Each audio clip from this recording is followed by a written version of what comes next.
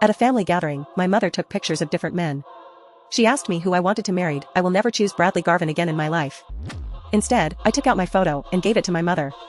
This is of Terrence Garvin, the true head of the Garvin family, and my mother was shocked. After all, I had been chasing Bradley for years. What he doesn't know is that I married him in a past life. However, he rarely comes home. I always think it's because he's so busy.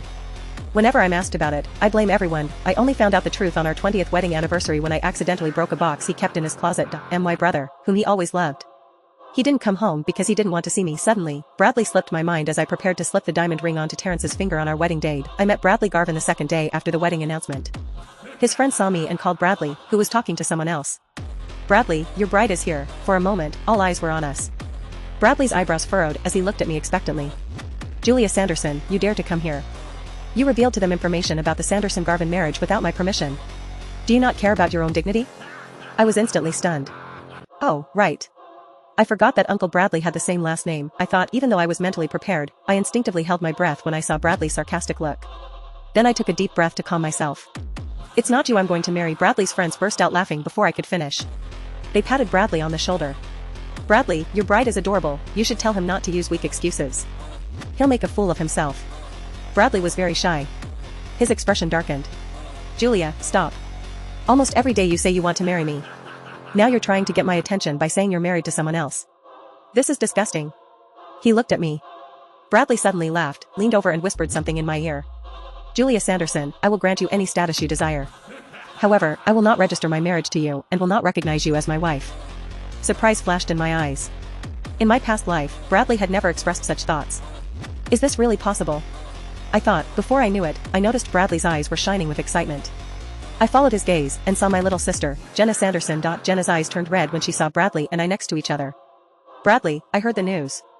I wish you both happiness." He froze, covered his face with his hands, and sobbed. Bradley glared at me. "Julia, this is all your fault. You made me angry." When I arrived, Bradley rushed to Jenna and hugged her. Bradley and Jenna hugged tightly, as if they were the only survivors in this world. At one point, they even kissed passionately. Bradley put his arm around Jenna's waist and Jenna put her hand on Bradley's arm. They looked more like a couple than Bradley and I did. The others were shocked to see what was happening. Some of them were whispering, even though I knew I could hear them. If I were Julia, I would hide in a hole underground and stay out of sight. She has thick enough skin to stand there while her boyfriend and sister hold hands. I knew these people were waiting for me to do something stupid. They wanted to see if I would start screaming and yelling hysterically like before, just to get Bradley to look at me. At that moment, Bradley turned his gaze to me. He chuckled, clearly pleased by my gentle reaction. He was about to say something, but I didn't give him a chance. I turned and walked out the front door. I called my driver. While I was waiting for the driver, a black car stopped nearby. The window fell out. "This is Bradley. Come in." I was going to decline his offer. Then I saw Jenna sitting in the passenger seat. Bradley noticed where I was looking. He frowned and said, "You shouldn't be sitting in the passenger seat." I didn't say anything. The corners of Jenna's eyes turned red. "Julia, Bradley was just worried about me." "I'm sorry, Julia. I'm getting out of the car now." Despite his words, Jenna didn't move in place. Bradley held Jenna's hand with concern in his eyes. Then he looked at me. "Stop making life difficult for Jenna. If you don't want to ride in the back of the wagon, you might get lost." I was silent and headed towards the back door. Seeing that I didn't say anything, Jenna caressed Bradley's face with her hand. "Bradley, do you like the smell of the hand cream I use?" His fingers gently touched Bradley's face. From where I sat, I could still hear Bradley swallowing. Bradley and Jenna's breathing became heavy and irregular. Their eyes were literally glued to each other. There was a loud explosion as their lips almost touched. Bradley looked into the back seat but saw no one. He finally realized the noise he had heard was the sound of a car door closing. He was very upset. Bradley got out of the car and shouted at me, "Where are you going?" I looked at him for a moment and then pointed to the car that had just stopped. "I don't need this transportation. This is my car." Bradley seemed to notice that I wasn't reacting as I usually do. However, he was convinced that this was my new way of rebelling. He pulled my hand and took out a ring from my pocket.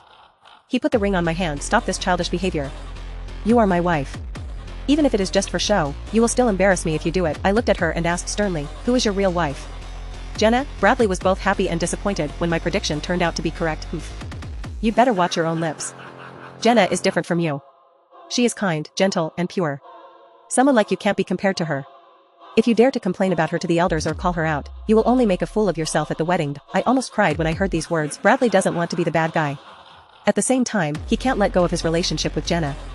All he can do is blame me as if I've committed the unforgivable sin. I ignored him and continued to get into the car. On the way home, I saw Jenna's latest update on her social media. The pink diamond on her finger shone brightly in the darkness. I know a ring with a pink diamond weighing almost 10 carats. It recently sold at auction for over $100 million. The unknown person who bought the ring at auction was Bradley. I thought about the small diamond ring Bradley had given me. I picked it up and examined it carefully. As expected, the ring Bradley gave me was a free gift from the auction house when he bought the pink diamond ring. As I was putting the ring in my pocket, the phone rang. I saw the name on the screen and answered the call. Bradley, if you and I get married. And Julia, Jenna, you're the only one I love. She can't be my wife. The next moment, there was a wet kiss. I hung up the phone in disgust. Soon, a message came from Jenna. Julia, an unloved person is an unneeded person in a relationship. You have been called Mrs. Garvin for years. Now it's my turn. What do you think? In my past life, Jenna and Bradley knew each other. However, Jenna didn't dare to do anything reckless in front of everyone. She would just drive a few laps, forcing them to be careful. It's no wonder that almost everyone found out about her relationship with Bradley within just 2 or 3 days. I stared, remembering my past life. After I joined the Garvin family, Garvin Corporation's business grew rapidly. The company was even included in Forbes' list of the best companies in the world. The elders of the Garvin family blessed me and said that I would bring good luck to their family. Although Bradley treated me coldly, the warmth I received from the elders of the Garvin family still made me happy and satisfied until I broke the box, shattering all illusions. Someone pushed the door. Mom told me that Terrence Garvin would be back soon. I was stunned and speechless. It seemed like Mom wanted to say something else. In the end, she just sighed and left. It's impossible for my mother not to know what happened in my past life. However, she didn't tell me anything about it. Although the elders of the Garvin family showed me compassion, they didn't feel any special affection for me. Otherwise, they wouldn't have helped Bradley keep his secret. The only exception is Terrence. He is an anomaly among Garvin. In my past life, Terrence lived abroad and remained single his entire life. I don't remember much about him. However, I do remember how often he showed concern for me. Terrence would also scold Bradley and remind him to be kind to me. That's why I decided to marry him this time. I think it's a better choice than marrying a stranger. Be honest, I'm not very optimistic about this. I don't think a man with real power and authority in the Garvin family would accept such a casual marriage proposal. However, everything turned out better than I imagined. My mother told me that Terrence was just hesitant before accepting the marriage proposal. The next morning, I came to the office to finish the proposal. The proposal was my wedding gift to Terrence. The target customer of the proposal is currently the largest electronics company in our country, the Marone Group. If we can reach an agreement with them, the company will have no problem becoming one of the top 3 companies in Halenost. I have been preparing this proposal for some time. I will present this to Bradley first. Therefore, all the details of the proposal have been tailored to the specifics of the business and activities of Garvin Corporation. Since my fiancé's name is now Terrence, I naturally had to change the sentence to fit his company. After staying up for a few nights, I finally finished the sentence. I rubbed my eyes and went downstairs for a cup of coffee. When I went back to edit some details of the proposal, I found that the proposal was no longer saved on my computer. I immediately reached for my phone to check the CCTV footage. The man in the video hides his face well by wearing a mask and hat. However, the pink diamond ring on his finger gives away his identity. I was so angry that my body was shaking. I immediately went to Jenna's office. As soon as I entered, I saw Bradley sitting at the table holding Jenna in his arms. A thin stream of saliva hung between their lips as the pair pulled away from each other. I didn't care how I looked when I grabbed Jenna's wrist. I shouted angrily, "Jenna Sanderson, who gave you the right to touch my computer?" Bradley pushed me away and spat. "Julia, are you crazy?" Jenna, like a child who has been scolded, hid behind Bradley and began to cry. "Julia, I'm sorry. I don't want to erase it. I'm sorry. I'm really sorry. I'll get down on my knees and apologize to you. Can you forgive me?" As he left, Jenna bowed and prepared to kneel. However, Bradley held her close and wouldn't let her kneel. "Julia, what's bothering you?" "This is my wedding gift to the groom," I shouted. The last remnants of reason were swallowed up by the rage burning within me. Bradley smiled. "Aren't I your fiancé? I respect your feelings. Is this enough?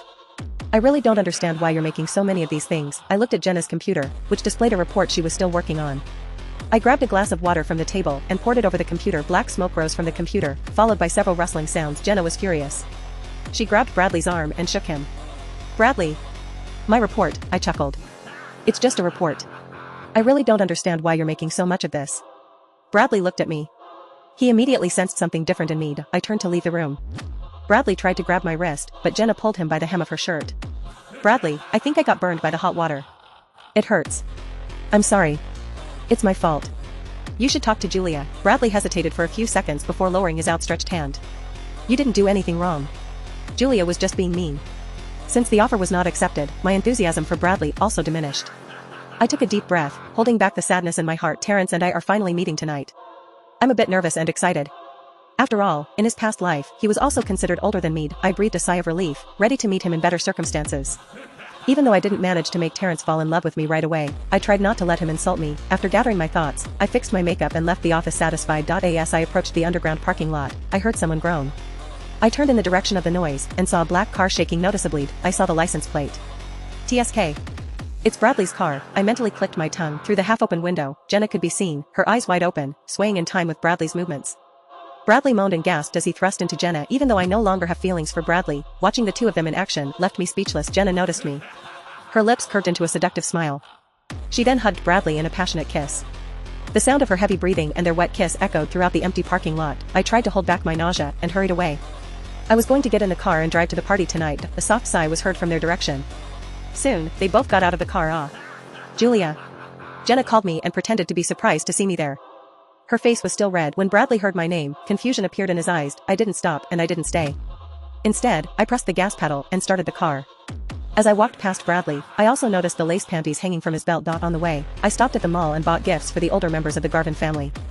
I also picked out a gift for Terrence. When I arrived at Garvin's residence, I met Bradley at the door. He came over and tried to explain. When he saw the gift boxes I brought, the confused expression on his face turned to joy, and then to mockery and contempt. I thought you were in a bad mood. You went and bought me a present. I guess I expected that from you.